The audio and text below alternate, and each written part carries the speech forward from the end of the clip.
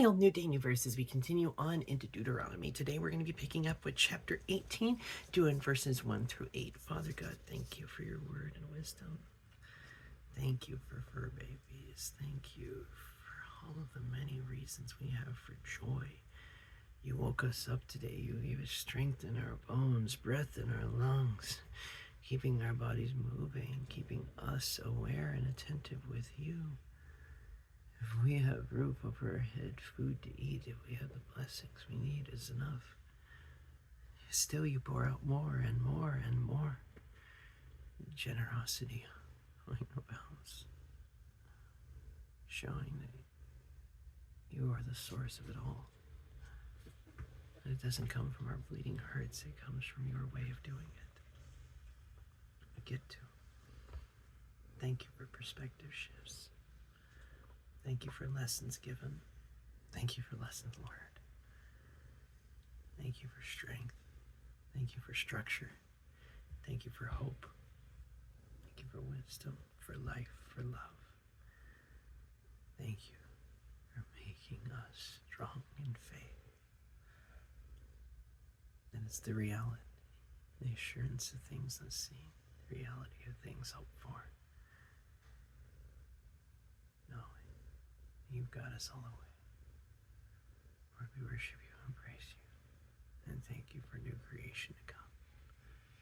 Thank you for letting us work the garden while we're in it, as we wait for your return. Lord Jesus, we worship and pray. Amen. Picking up with chapter 18, verses 1 through 8. The Kohanim, who are Levium, and indeed the whole tribe of Levi, is not to have a share or an inheritance with Israel. Instead, their support will come from the food offered by fire to Yahweh, and from whatever else becomes his. They will have no inheritance with their brothers, because Yahweh is their inheritance, as he has said to them. The Kohanim will have the right to receive from the people, from those offering a sacrifice, whether ox or sheep, the shoulder, the jowls, and the stomach. You will also give him the first fruits of your grain, new wine and olive oil, and the first of the fleece of your sheep. For Yahweh your God has chosen him from all your tribes to stand and serve in the name of Yahweh, to serve him. Him and his sons forever. If a Levi from one of your tribes anywhere in Israel where he is living comes, highly motivated, to the place which Yahweh will choose, then he will serve there in the name of Yahweh his God, just like his kinsmen, the Levium, who stand and serve in the presence of Yahweh. Such a Levium will receive the same share as they do, in addition to what he may receive from selling his ancestral property. And initially, when I was looking at these verses, right, initially I was thinking about just a couple of days with it, taking time with it, and having some fun there. George, please stop. The first section there of even just 1 through 2, right? That anything offered by the fire, that it's, God's taking care of the entire tribe of Levi. Sorry, having to get George to leave certain things alone. Hi, George. Ooh, on the floor with you. Thank you. I will keep the puppy from getting you. Go on. Thank you. Huff at me, silly kitty. When eating stuff you shouldn't do. Looking at the words, right? Because they have no inheritance with their brother. They have no inheritance with their family. It's because God has redeemed them, right? And I look at these stories and I look at the Jacob's proclamation, right? Over his sons at the end, right? As he's finally going off before they take him up and bury him with his ancestor, what he says. He talks about Simeon and he talks about Levi. And Simeon ends up being dispersed throughout Judah. Their land is inside of Judah. In very fulfillment of the thing that Jacob said of Simeon. And then you've got Levi, right? Who also, anger and all that, and not exactly yay, but with Phoebus. And the way that played out. Because you had one of the Israelites who blatantly and fragrantly walked a woman of the land into his tent, married, by the way, at the same time, and had an affair. So he broke trust, broke covenant, broke law, broke relationship, and that's just the starters. And the plague starts out because it's Ahab and Abihu, memories, or no, those are the two sons that had their own set of problems. Is even that set quite beautiful to think about, to dig into. Is looking at the difference between the two sons of Aaron who gave the unauthorized incense and died for it, and the sons of Aaron that didn't. And looking at the way that God holds all things accountable, even as he still works and uses all things. So the very thing that the Levi, they get dispersed and what have you, but God uses that anger, God uses that tendency, God uses them and says, well, hey, not only are you the guys who were stood up and stood against this plague, you also get to be the stand-in, because this was said earlier of them, that they represent for each of the firstborn. And this beautiful imagery of that story is you have the firstborn of all of Egypt that were all slated to die because, well, Pharaoh decided all of Egypt's firstborn get to die. He just decided that it happened to be the non-Egyptians that were doing it as far as bloodline goes. But as far as living in the land, may as well have been considered Egyptians. They were definitely working for the benefit of the land they were in, and were definitely slaves under it. So Pharaoh decrees, in an act of cruelty that sees humans as cattle, that everybody is slated to die. God sees that, yep, they were, and yet I'm going to save these firstborn. I'm also going to show Pharaoh that if you continue to kill my son, you forfeit the light of your son. Because action have consequences, and the way these play out. I think it's more important than just digging into that and digging into the inheritance, digging into the connection, because, it's there. Go Numbers, Exodus, that we have Torah for a reason. And we get to Haggah over it day and night, to meditate on it, to read, pigeons coo, lions with their kills roar. Humans, we read the word. Hello again, Georgie. You're going to stop chewing on metal again? Huh? I know. You don't get to chew on that. That is not your string. Your string is on the bed. That string is for blinds that I need to fix. And how it continues on into verse 3. Right? That they have the right to receive from the people. And it's not just the priests, it's all of Levi. All of Levi is taken care of. All of the people are seen to. Because God is the one that they're with. That he is their inheritance. That relationship. That connection. And I really enjoy that. It's like either ox or sheep. They get the shoulders, the weight you carry. The jaws, what you speak. And the stomach, what your power source is. So even the very imagery of the thing given to Levi represents what they get to do. What they get to be. The jowls, the speaker, well, they're priests, they're kohanim, they're literally the tribe that speaks for God, whether or not they're the tribe that does the speaking, the group that does the singing, the people that does the carrying, all of them, they get to act for God. And even that breakdown, right? The speakers, the guys carrying the heavy load, and the ones who are making sure everything is getting taken care of. The fresh bread, the everything taken care of. And the very image of what they're given to eat is an image of what they're supposed to do. Be a voice of the Lord and understand, that means that it's not my will anymore. It's not my life in any way, shape, or form. It's not my definitions of good and evil. It's Torah. It's the Lord's definition, because this is his word. And if I'm going to function, if I'm going to be able to understand what it means to be human, instead of repeating the the human condition, time and time again, to the point where one might ask, is hypocrisy part of the human condition? Or it can instead learn what instruction actually looks like.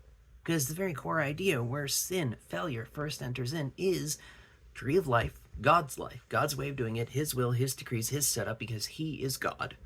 Or we take from the tree of the knowledge of good and evil. We define right and wrong for ourselves. Please, I don't know, Joy, don't lose my spot, Georgie, thank you. We can either choose life or choose death, blessing or a curse. We either have his instruction, his understanding, and live by his mitzvah, the Torah, his decrees, his statutes, his way of doing it. And it's not a basic instructions before leaving earth. It's understanding the tenets therein. Jesus codified all 613 down to 2, and Amos put it to 1. Shema, love others. Amos, seek him and live. So it's the difference between choosing real fruit that lasts and fruit that is our own definition, short-term gains, temporary things focused on the portfolio rather than the next generation. Focusing more on the short-term gains and the zeros here than focusing on planting a tree that your grandkids can take shade in. Focusing more on one little pile, which we already know the kings aren't supposed to do, so why would the people? instead of remembering who he is. Because Levi was the tribe of Israel that represented Israel before the Lord. Israel was to be a nation of priests who represented Yahweh before the world, so that everyone would come running, so that everyone would see, oh wait, there's a dramatic difference between this pagan, silly, superstitious way of doing it that has a very set method, but no real meaning, no real depth. I could have this fake God and this fake thing, but here's the real one. Here's the one who sees through time and space. Here's the one who understands reality itself. Or just one more round of religion, worshipping some superpowered asshole who's me with the ability to throw lightning. Pass. Hard pass. Hard pass. Because this side is death. This taking the knowledge of good and evil for ourselves, eating that fruit of, well, in Israel, in those days, Israel had no king, and they did what was right in their own eyes. That fruit of, yes, this is my decree of this is what is right. This is what is good. And maybe God's having me stick with this because I'll admit, there are some times where I know that channel can feel a little bit like it's like, we're not supposed to have anything. I'm not a Buddhist in any way, shape, or form. I'm a believer. It's not a bad thing to have stuff. It's a bad thing for stuff to have us. That's why I like Ananias and Sapphira's story so much. Yeah, what happened to them sucks, and yes, it is a mirror image of Aaron's two sons who offered unauthorized incense because, well, Luke is having a lot of fun with the Jewish imagery there and Torah imagery there. But it's what Peter says to him. Is this what you really got? Yep. Why are you lying to the Holy Spirit? You're not lying to me. It was always yours to begin with. It was yours to do with what you pleased. So why are you doing it this way? Why are you lying? Sorry about that. Lost train of thought. See you for babies. Looking at these words, right? Like the Levi, the first fruits that they're actually taking care of, that they're seen to, that they're getting to know who the Lord is and being that kingdom of priests. Like they're actually called to do. Like the very food, the representation they're in, the understanding of that this is the God of Israel, this is the real God, this is the source of life, versus just one more round of death. And the opportunity to choose him, the opportunity to dig in there, the opportunity to dig into relationship. Because God's okay with us having things. He's not okay with things having us. The blessing that Ananias and Sapphira had, they could have sold all of it or none of it. It was what was on their heart to do. It was what God was speaking for them to do. That's why the religion doesn't work. Because religion, by definition, is just a rebinding. It's literally religion. Rebind. But relationship doesn't bind, it sets free. And that if we are truly in relationship, then this is the way walking it we can hear. If we're truly in that place of relationship, even if he's not necessarily talking to us in the moment, when we go back to the last thing he said and we actually do it. Because if he said, well, he hasn't talked to me in years. Well, what was the last thing he said to do? Forgive my brother. Have you done it yet? No. Why is he going to give you something new if you refuse to do the very thing he told you to do? How can we have meat and potatoes if we're not even willing to drink our milk? If we're not willing to bother having a few veggies on the plate, why should we get steak? And the difference therein is the fact that it's like, even there, if he comes highly motivated, if he comes with a heart that says to do this, well, guess what? He still gets to be taken care of. He's still part of Levi. He's still going to be seen to. And because he came highly motivated, guess what? He's going to get to show this is the focus. But sometimes that fresh blood that outside helps. You spend enough time in the city itself, in this place, doing the whole thing, can end up getting roped. Can end up doing it a way that's so bone in tradition that everything else has gone out the window. And then you have this new invigorated person. No, I want to serve the Lord. I have to be in this place.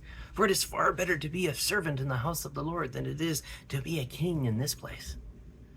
Oh, far better to beg to untie his sandals than to rule a kingdom of bones that will be reduced to less than dust in the end. And that it invigorates. It shows that he gets to keep what was given. And yes, it is a little bit interesting with the selling of the inherited property, because in Jubilee, the Levite property is the only one that doesn't go back. But even that imagery, yeah, it doesn't go back, but why did he do it? He was highly motivated. He didn't cut and run from the place he lived. He went and said, I want to dwell in the house of the Lord. I want to be here. This is the place God has placed his name. And this, us, on the other side of the cross, on the other side of the Spirit being sent, on the other side of Pentecost, we get to dwell with him everywhere. Our bodies are the temple, this temporary dwelling. We get to dwell with him in a tabernacle, to speak with his friends as he did with Moses. Face to face, as one does a friend. And all we have to do is Shema. It's the culmination of the word. It's the fulfillment, literally the fulfillment of the words of Torah. That we might be this kingdom of priests, that we might be this tribe representatives. Yes, the actual Levi, like with the others, are still around. But it's the wild shoot grafted into the cultivated tree. These are our stories, because he is our king. These stories of failure and tripping up and the human condition and what it means of truly seeing nobody's perfect except the one who is and was and is to come. The one who defines reality itself. And getting to know him, getting to dwell with him, getting to represent him to the world. So that when everyone else is surrounded, please don't eat the phone, George, thank you. When the rest of the world is surrounded, she likes to chew on plastic.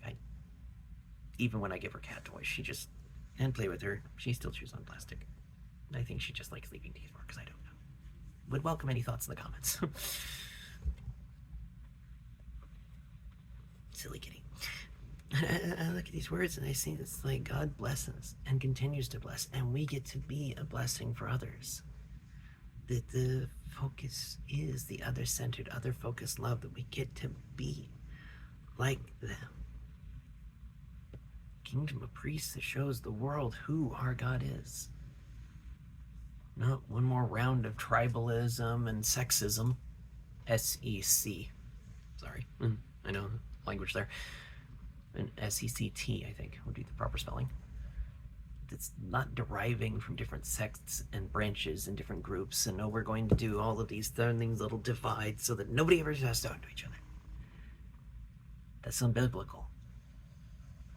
And is borderline blasphemous. Because the whole story was the many, the one, the many. The nations, Abraham out to the nations. All Israel, Judah, down to Jesus, David, down to Jesus, all the way out to the rest of humanity. So if the focus is Judea, Samaria, to the ends of the earth, then how could tribalism be acceptable? When even the tribes were supposed to be a family.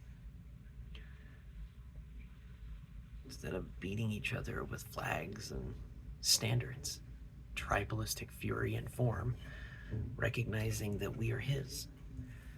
Recognizing that he is our banner now. Nisi. We nasa, we lift him up, we exalt his name. And when we run it through the mud by refusing to be indwelling with him, by refusing to bear that fruit, the branch is cut off. It's done away with. Even that, there too is hope. The parable, we'll give it another year. Water it, fertilize it, just give me another year. We'll see if it produces fruit. And if not, then we'll tear it out. Whether you're fertilizer or water, God will do it. I know my testimony in a lot of ways. And the only way we bear fruit is by dwelling in him. And the only way we dwell in him is to keep his commandments. No greater love is this than to lay down our lives for another. What is more laying down our lives than taking up our cross and following him? what greater display of love is there than to do exactly what our Abba does? And is not that what the Son did? He said it himself, the Son can only do what he sees the Father doing. But we live like that. It is impossible without him, in every sense of the word. But it was designed to be. Because if it can only be done in a relationship, how could it possibly be done alone? If we were designed for each other, how could we possibly be designed to do it alone? How could we possibly be meant for it? The greatest thing the enemy does ever to screw with humanity is to put us into seclusion. To get us to dwell and spin in the voices in our own heads, circling the drain. Because nothing new is coming in. She's that lovely little echo chamber till hope is gone. Instead of being like that highly motivated Levite and going to where his name is here. Is here. It's in the word we are given, whatever form that may look like. So will we dig in? Will we spend time with the one whom we call King? Or will we show with our lives that someone else sits on that throne? This fruit of the Spirit, love, peace, patience, gentleness, kindness, self-control. Love is kind, love is gentle, love is long-suffering. 1 Corinthians and Galatians. About speaking well to the way we get to do it, instead of obfuscating, like in the garden, and trying to justify sin. And all we'd have to do is recognize we receive everything from him. To sell out for him. To give everything away. Not in the physical terms, but in the here terms. Because of course Ananias and Sapphira couldn't give it all, even though they wanted to, because they couldn't give it all in here. Where your heart goes, your treasure will be. If your treasure is your focus, that's where your heart is. If your heart is him, seeking first the kingdom, everything else is taken care of. I've seen it so many times I can't believe anything else, because everything else is fallen false, or showing false, except for that truth. To know that on the mountain of the Lord he will see to it. And although I may not understand what it looks like in that moment, it wouldn't necessarily require trust if I completely understood. It wouldn't require faith if I completely saw it. It wouldn't require love if it was easy to do. Hate's easy. Ignoring people, apathy, detesting people, those are easy. Calling somebody lesser, ignoring them, dismissing them, hating them, throwing out profanities and words, that's easy. Reducing, that's easy. Show me any kid with fire matches or a firework, I'll show you destruction's a lot easier. And love takes time, effort, intent, purpose, focus. Just like creating does. That makes me wonder, just for a moment, what if entering the land of promise involved living, or rather, entering the promised land involved living in the land of promise? He says he'll see to it, so he shall, and he does. He said he'll provide a way, he shall, and he does. He said death is not the end. It's not, because he is the one who made a way. But what do we have? Serving in his presence, or knowing no king? Can't serve two masters. So which will it be? He does give that extra year. He won't forever. Sometimes he'll hand us over to the consequences of our actions. Just so like with Nebuchadnezzar, we can learn. Look what I had wrought. 7 years as a beast, living as one.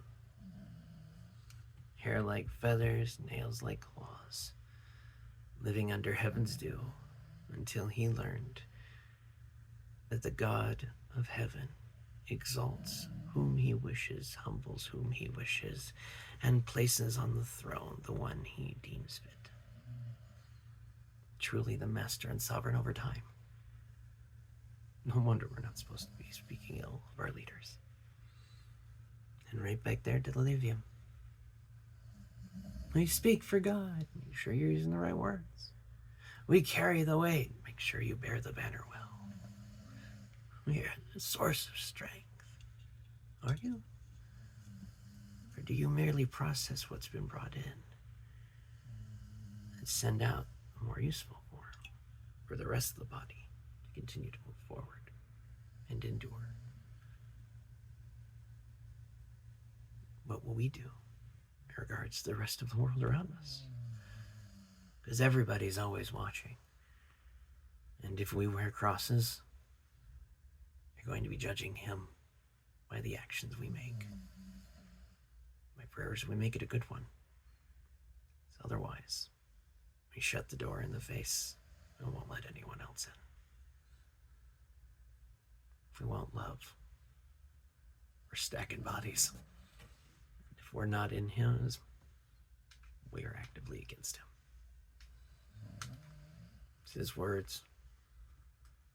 Spend so much time in him, we tend to forget that he didn't stutter, but he liked to use people who did.